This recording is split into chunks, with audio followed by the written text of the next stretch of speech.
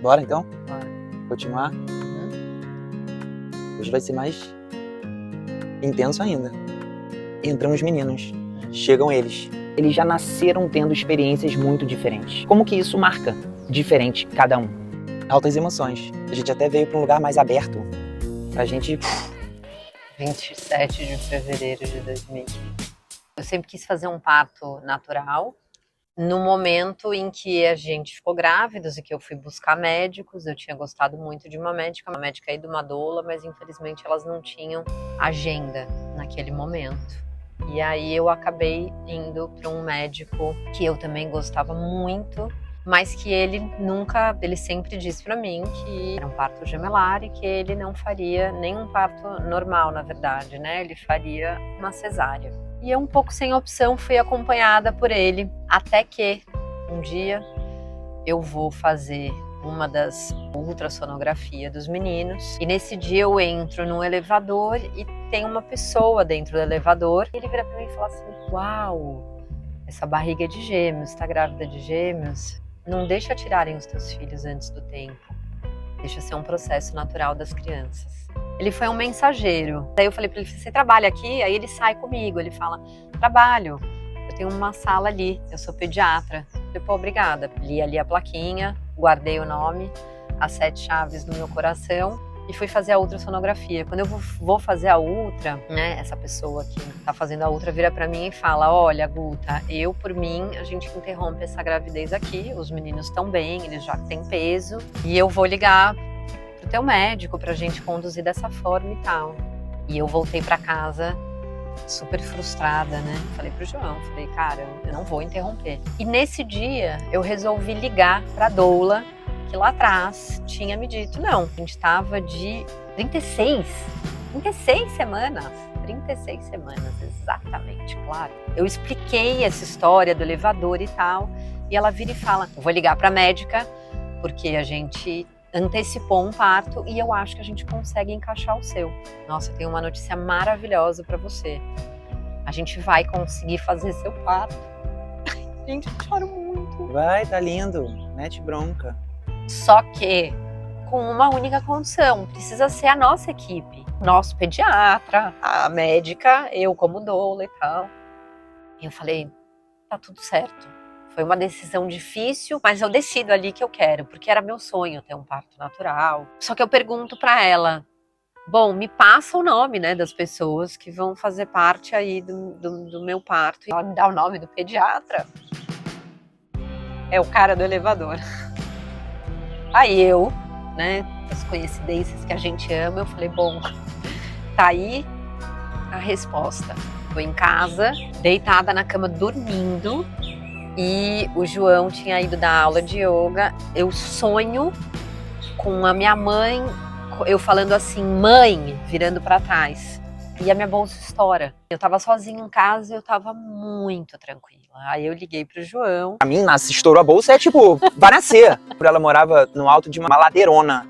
E Eu tava de bike. eu tava de bike, eu lembro eu descendo aquela ladeira, tipo...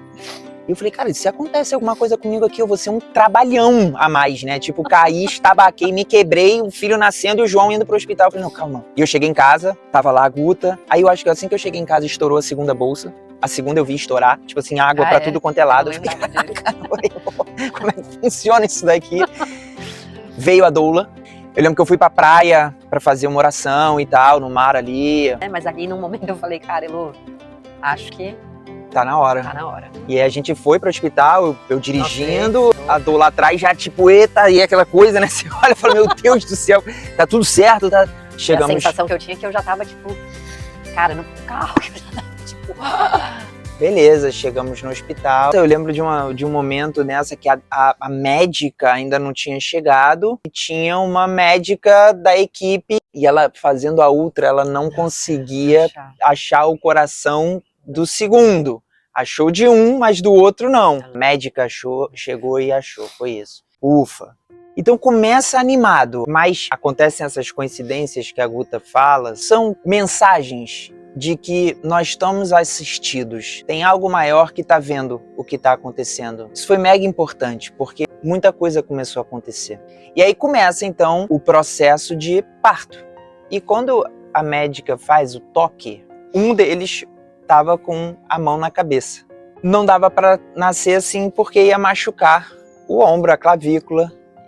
Então a gente tinha que esperar. Foi um longo processo. Eu acho que a gente começou no hospital assim a ter esse processo. Não foi tão longo. Pra mim? 3 horas da tarde a gente começou. E quando foi umas 7 horas da noite, a Gu tá tentando, queria muito que fosse, tanto que a gente fez todo esse movimento. Mas teve um momento que ela falou, cara, não dá mais. Quando ela tomou essa decisão, vamos mudar tudo aqui. Então sai dessa sala aconchegante e vai literalmente para a sala do lado, mas era uma sala de cirurgia, um centro cirúrgico. Luz para tudo quanto é lado, e aí entra médicos, anestesistas, os assistentes, tudo. E acontece o parto, então. Eu lembro muito, assim, da hora que o Tom nasceu, que ele foi o primeiro, assim, e deles me entregarem o Tom e eu falar, uau, que bebezão. E eu fico com os dois no colo por um tempo. Tudo certo. Tudo certo. A princípio, tudo certo. E a sensação da anestesia é muito, né? Porque eu vi, assim, o quanto que eu tava viva naquela outra sala, naquele outro espaço, e quanto que, de repente, eu fiquei entregue, meio sem... querendo ter uma emoção, mas uma emoção que não sai. É muito louco. De repente, eu vejo um dos meninos, ele tá engasgando com um líquido, né, amniótico ali da bolsa e tal. E aí eu chamo uma enfermeira, eu falei, cara, eu acho que ele tá engasgando e tal. Aí vem uma enfermeira, daqui a pouco vem outra enfermeira, vem o pediatra, esse pediatra, e daqui a pouco levam o Bento. Pum. E o pediatra vem falar comigo, fala, ó, tudo indica que ele tem uma atresia no esôfago. Eu lembro ligando para um amigão meu, um irmão meu, que é médico, anestesista, que inclusive foi quem sugeriu o nome do Bento. Um dia com os meus amigos eu falei, cara, pô, a Guta tá sugerindo o nome pra cacete, bicho, eu preciso vir com um nome aí tal, não sei o que, Bento. Eu falei, pô, boa, é isso, gostei, Bento. Ele é um padrinho, né? Ele é um anjo. Ele me ligou, cara, irmão, nasceu, agora você virou tio, meus filhos nasceram, e a gente comemorando, muito feliz e empolgado, e eu já perguntei, como é que foi? Foi tudo bem? Ele, porra, tudo certo, irmão, porra, os dois estão ótimos e tal. Quer dizer, o Bento nasceu com um probleminha. Como eu sou médico e trabalho com criança, né, a gente que é da área da saúde já fica preocupado. Eu já perguntei que probleminha, mas ele tava com a ideia que era uma coisa muito simplória. E eu já comecei a ficar mais preocupado ainda. Nada, um recém-nascido é tão simplório assim. E eu insisti em saber qual que era a doença. E ele falou, ele nasceu com atresia de esôfago. Aí eu falei, puta. Bem, a atresia de esôfago é quando o esôfago não se comunica com o estômago, né? O esôfago ele nasce com fundo cego e o tratamento é cirúrgico. Ou seja, eu sabia que nos próximos dias o Bento ia ter que passar por uma cirurgia. Então ia ter algumas etapas aí bravas para serem percorridas. Para completar, essa doença ela pode vir acompanhada de uma fístula ou não. Fístula é quando tem uma comunicação do esôfago para a traqueia. E o Bento também tinha essa comunicação. Ou seja, além de corrigir a atresia de esôfago, ele ia ter que corrigir essa fístula. É reversível, pode zerar, não ter nada, mas é uma cirurgia no recém-nascido, né? Que é justamente o que ele fazia como anestesista. Tentou explicar tudo para eles, para o João, para a Guta, para os avós. E eles entenderam ali dentro do possível e acreditaram em toda a equipe, todo mundo que estava acompanhando. Essa foi o primeiro impacto da chegada dos meninos. Não tinha uma celebração acontecendo naquele momento, né? Então eu não queria ver ninguém, não queria ter que explicar nada pra ninguém, eu não queria, some todo mundo. Mas não foi o caso. Tinha muita gente, muita gente, muito mais gente do que naquele momento a gente conseguia processar. A verdade é essa. Nossa. Mas eu já fui me direcionando para o hospital para conversar e para saber quais seriam os próximos passos. Ele explicou que essa cirurgia não é uma certeza absoluta de que dá para resolver na primeira intervenção. Porque se o tubinho do esôfago não cresceu o suficiente, não dá para conectar. Ele só consegue ver abrindo. Então ele abre, vê, dá para conectar. Ele conecta. Não dá para conectar. Fecha e espera 1 ano. Enfim. A gente estava muito calmo. Eles não ficaram tão preocupados assim no momento do nascimento. Mas eu já, como sabia que seria uma patologia um pouco mais complexa, já fiquei de cabelo em pé. Essa conexão, por mais que ela não estava clara, por mais que esse canal não estava limpo, mas a gente estava estabelecendo essa conexão. A gente tinha um profundo desejo de viver por essa conexão. O mais importante, eu acho que eu fiquei mais emocionado, foi quando o Bento estava entrando no centro cirúrgico e o João, que é meu amigo de longa data, um dos meus melhores amigos, com certeza absoluta, ele entregou o Bento na minha mão e da outra anestesista que estava participando lá do procedimento e falou: irmão, traz o meu filho de volta. Mas eu sei que o médico veio, né? E eu lembro muito ele falando pra gente, ele falou: nossa, eu nunca tinha lidado com pais tão tranquilos, a gente não quis perguntar nada, né? Nada, só entregamos Eu só falei, realmente a confiança e falou: cara, faz lá, velho. Você vai dar tudo certo. vai dar tudo certo. Esse meu amigo falou: olha, ele não vai estar na minha equipe, mas ele pode estar lá dentro da cirurgia, não tem problema nenhum. Graças a Deus o Bento entrou no centro cirúrgico no dia seguinte, na manhã seguinte, eu consegui participar desse ato operatório e foi de muito sucesso e graças a Deus foi tudo tranquilo e ele saiu bem, quer dizer, tranquilo pra mim, né? E ele me dava as informações: ó, seu filhão é um monstro de forte, tá aqui completamente estável, vai dar para conectar de uma vez. Então as notícias foram sendo muito positivas, assim, foi muito legal esse dia e deu tudo certo. Que tudo se passou, o Bento saiu de sala, eu já estava em casa. Quando eu cheguei em casa, que eu fui tomar meu banho, eu realmente também tive uma descarga emocional muito grande. Eu lembro de eu chorando bastante, tirando um peso assim de uma responsabilidade das minhas costas e agradecendo que tinha sido tudo bem, pelas forças aí universais terem me guiado e guiado o resto da equipe médica. Depois de tudo isso, muita emoção, muita coisa acontecendo, a Guta pifa também. A pressão dela começa a ir pro extremo, 22/20, algo assim. E aí eu lembro a médica falando: olha, ela precisa ir pra UTI também. Só que não tinha espaço na UTI, no hospital onde a gente estava. Tava lotada. E ela falou: então a gente vai transferir a Guta para a unidade da Barra, muito longe. Eu tava com o Tom no colo. Falei: esse é o Tom, tá sendo amamentado pela Guta. Tem o Bento, que é o irmão gêmeo, que tá na UTI. E se a Guta for pra Barra, como que faz essa logística? Montaram uma UTI pra Guta.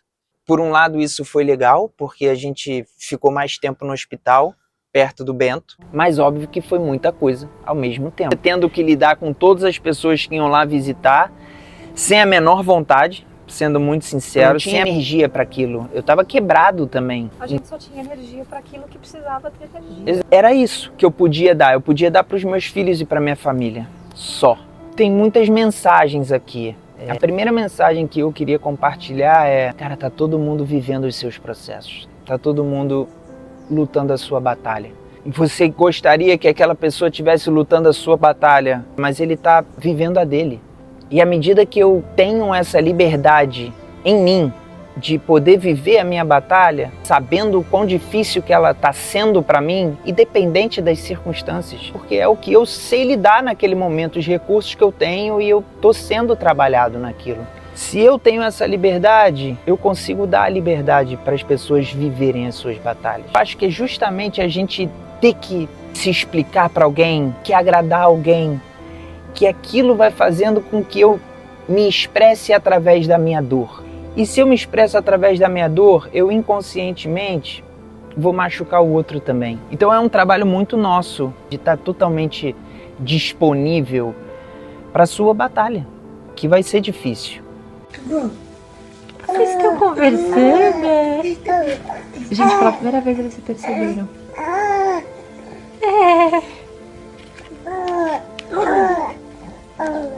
E o outro ponto, não tem positivo ou negativo. Isso não estava disponível naquele momento, mas a gente tinha dado um passinho nessa direção. Existe um termo no yoga, nos Vedas, que é o karma. O karma significa ação, mas karma também, né, o resultado daquela ação. Então eu estou recebendo o resultado de algo que eu fiz. E essa é uma regra básica daqui. Para toda ação existe um resultado. Nada acontece por acaso. Então nessa visão mais focada, ações que eu fiz que não foram boas, que me levaram àquele sofrimento naquele momento. Se eu fico preso no que o João gostaria de estar vivendo naquele momento, beleza, aquilo foi negativo e toda a minha experiência e como eu lido com aquilo provavelmente vai ser negativo. Mas se eu consigo ampliar a minha visão e ver o quanto que aquilo foi importante para a gente selar o nosso pacto de que a gente tem um grande desafio pela frente, de que a gente tem que atravessar esse desafio junto, de que só tem duas coisas que importam para a gente nesse momento, que é o Tom e o Bento, aquilo foi o que fez a gente estar junto até agora. Inúmeras vezes eu tive essa conversa com o Bento, já mais velho. Isso aí, que reverberou em várias consequências, você não está vendo agora, mas isso vai ser a sua força. Então, se a gente consegue ampliar a visão, não tem bom ou ruim, que é como dentro dos Vedas a gente se liberta dos karmas. Não é que eu deixo de ter a experiência, mas eu não sou mais um resultado daquela experiência. Não é aquela experiência que vai comandar as minhas ações.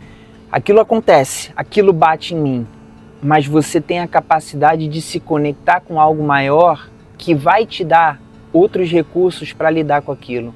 E não é um recurso só intelectual, sabe? Não é toda vez tentar pensar positivo, porque não é assim que funciona. Por exemplo, o seu estilo de vida, o de manter o seu corpo saudável, a sua mente saudável, é importante para que a sua mente possa sair da prisão de quando eu estou com um foco muito fechado e vendo que aquilo não foi como o João e a Guta gostariam. Quando a mente está mais clara, eu consigo ampliar. E quando eu tenho hábitos, rotinas, como fazer orações, como fazer oferecimentos a essa ordem maior, isso me ajuda a lembrar que ela está sempre presente. E são formas, recursos para você sair dessa prisão quando o foco está muito fechado, porque ele se prende ali. Então naquele momento a gente não tinha tanto recurso, mas tinha o suficiente para viver o processo todo. Isso é a mensagem que eu queria passar com essa história. Não é tipo a nossa história muito sofrida, olha isso, não. Minha história, como a sua, também tem várias dificuldades. E esses foram os recursos que a gente se conectou para conseguir atravessar essas dificuldades que estavam apenas começando. Vocês estão vendo? Eu falei, aperta o cinto. Por quê? Porque precisa, né? Quer falar mais alguma coisa?